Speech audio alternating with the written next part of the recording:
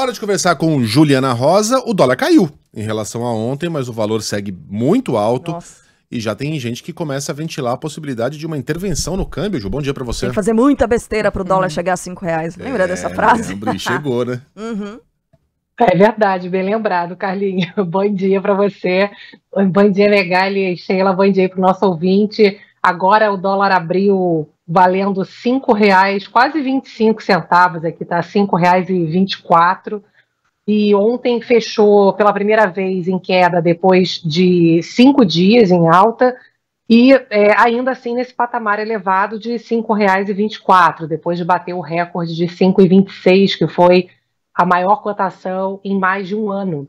E essa pergunta aí, quando é que o Banco Central pode fazer uma intervenção para segurar um pouco esse movimento de alta forte do dólar, o presidente do Banco Central, Roberto Campos Neto, ontem ele disse, ele está participando de reuniões do Fundo Monetário Internacional, é um evento grande que está o presidente, estão presidentes dos outros bancos centrais aí das maiores economias. O ministro da Fazenda, Fernando Haddad, está lá também. Inclusive, eles vão falar daqui a pouco e está todo mundo aqui aguardando para poder acompanhar aí o tom dessas declarações diante de um dólar que está subindo com força. E o que o presidente do nosso Banco Central, Roberto Campos Neto, disse é que ele acha que fazer uma intervenção no câmbio agora pode ser perigoso.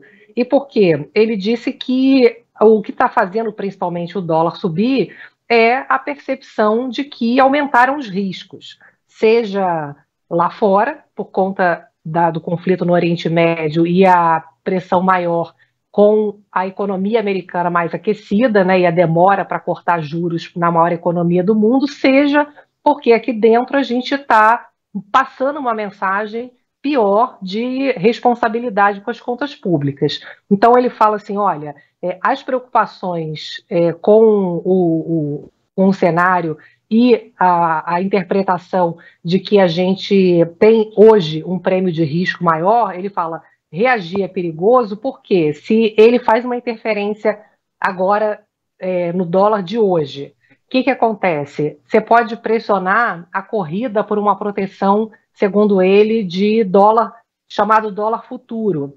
E com isso, na prática, é como se ele não conseguisse segurar os efeitos que o aumento de riscos pode ter na economia brasileira.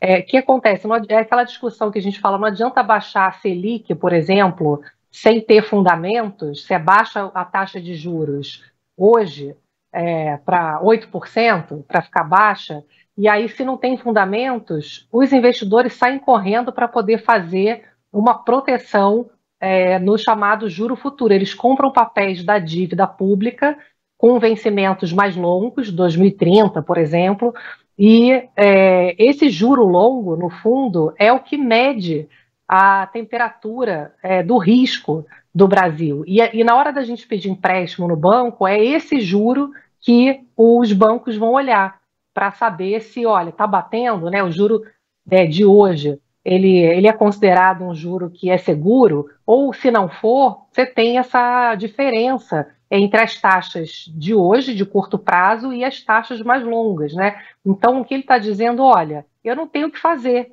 O presidente do Banco Central fala, você tem um aumento que o risco aumentou, você tem a visão de que o risco aumentou, e não adianta eu fazer uma interferência agora por conta disso, porque não é algo pontual. Né? As interferências do Banco Central, normalmente, porque teve alguma coisa pontual, você tem assim, uma saída forte de recursos nesse dia, porque uma empresa mandou dinheiro para fora e aí fez alguma distorção no mercado. Mas quando ele fala, não é algo pontual, então mudou o cenário. Tanto é que ele fala, olha, ele ontem fez um discurso até bastante duro, ele deu a entender que vai começar a cortar os juros mais devagar aqui no Brasil e também deu a entender aqui que a questão da cautela fiscal, a cautela americana, a mudança do cenário nos Estados Unidos, ele fala assim, não tem jeito, vai nos atingir. Então, ele fez um discurso duro e por mais que a gente aí esteja discutindo, como a gente falou aqui ontem, se a questão fiscal das contas públicas não é o principal fator né? O ministro da Fazenda falou que 2/3 da alta do dólar é por motivos internacionais e 1/3 é por motivos internos.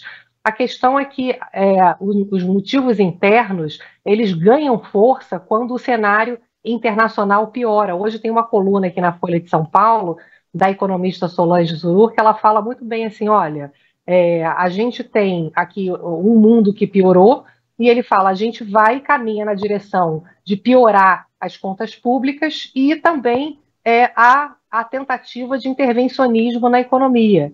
Então ela fala assim, é um cenário onde o mundo já está ruim e a gente acaba agravando a situação. Então o cenário hoje é esse, né? E o governo precisa entender que essas mensagens aqui das contas públicas hoje, elas vão fazer muita diferença no ambiente internacional que está pior. Então vamos ficar atento que daqui a pouquinho, 9h30 da manhã, vai ter uma entrevista do presidente do Banco Central e do nosso ministro da Fazenda em Washington, na reunião do FMI. Vamos ver se o Haddad consegue limpar um pouco a nossa barra aí internacional, dizendo que fez um ajuste, mas que o equilíbrio fiscal ainda é um valor importante para o governo. A ver. Ju, bom trabalho para você, até amanhã. Até amanhã.